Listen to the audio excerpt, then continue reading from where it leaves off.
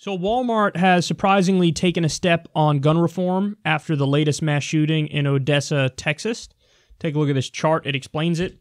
Updated gun policy, discontinuing sales of short barrel rifle ammunition that can be used for military-style guns, handgun ammunition nationwide, handguns in Alaska, the last state where they were sold. And what will still be sold is long-barrel deer rifles and shotguns, along with the required ammunition, hunting and sporting accessories, and apparel. Okay, so, this is a decision that they made as a company because they hit their breaking point. Apparently, whoever the executives are hit their breaking point, and they were like, you know what?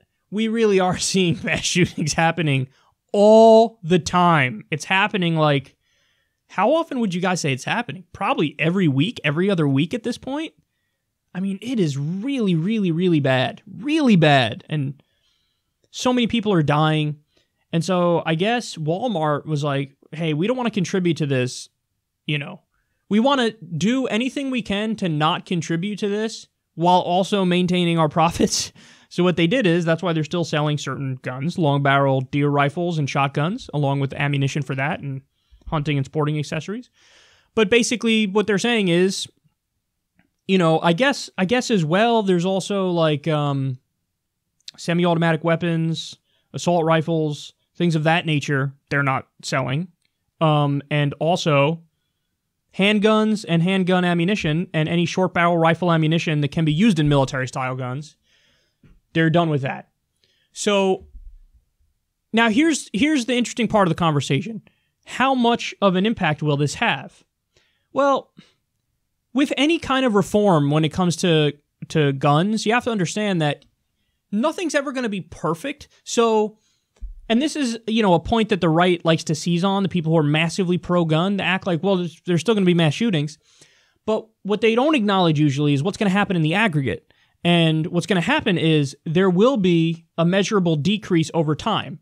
Now, in some cases, you can say, no, it is literally because of this new gun regulation that this person wasn't able to get a gun. But in some cases, you won't be able to say that.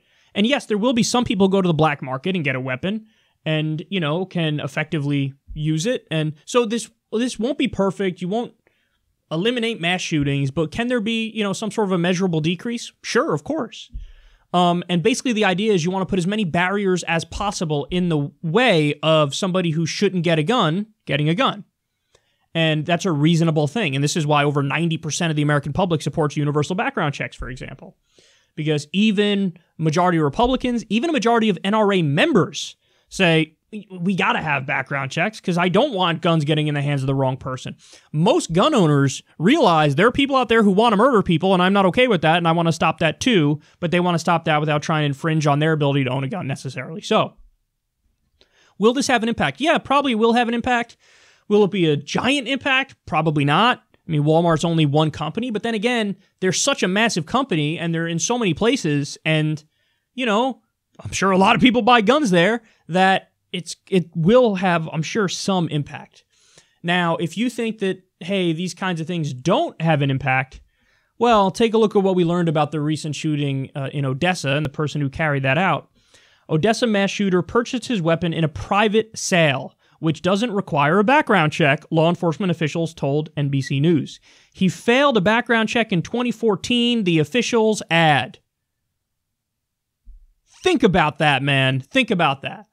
This is a clear example of, if we had a universal background check law, you may have been able to prevent this shooting. Now, the counter-argument to that is, well, then you just go to the black market, or he would find some unscrupulous seller who doesn't care that he failed a background check. Possibly.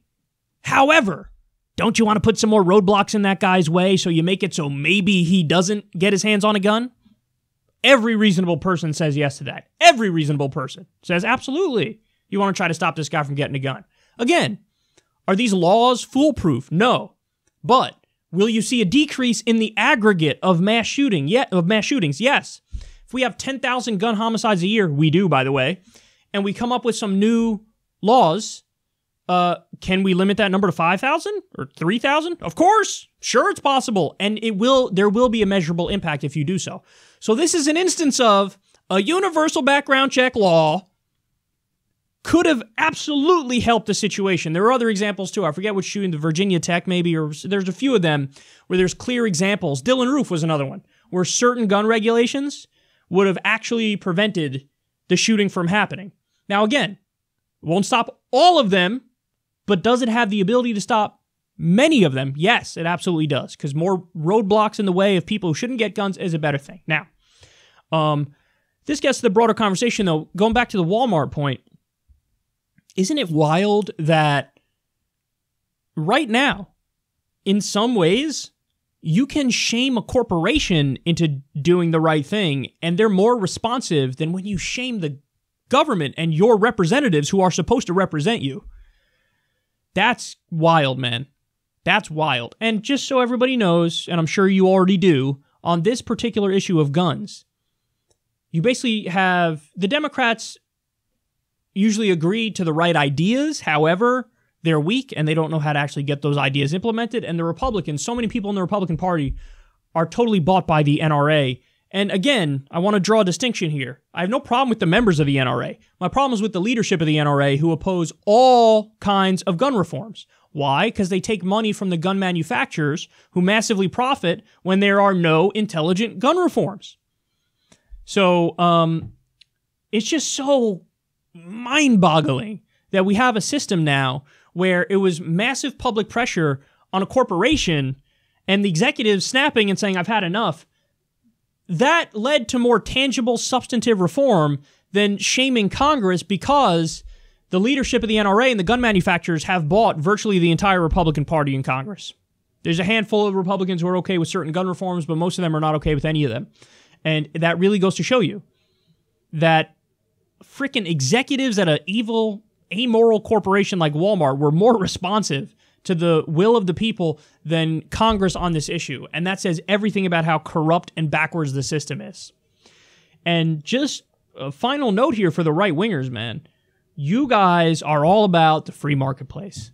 So you guys are all about these companies making whatever decision that they want. This is what you say your ideology is. Hey, it's a free society, free country. Let these businesses make their own decisions, and you can butt the fuck out. Well, now you have Walmart definitively making a decision on guns, and they're reeling it in a little bit.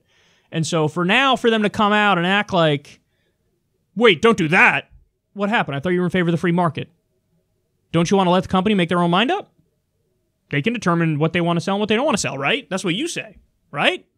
So, but there will be a backlash. We're going to get to a story on that in a second. But Walmart took some action. It'll be interesting to see if more companies follow suit, more big companies follow suit. Obviously, there will still be, mom and pop gun stores and whatnot, but it'll be interesting to see if the bigger companies take action because, there's been like 14 tipping points so far. So many, because there's so many shootings. And as soon as it impacts certain people who have the power, then maybe they'll get a little bit more of the will to act. But we'll see moving forward.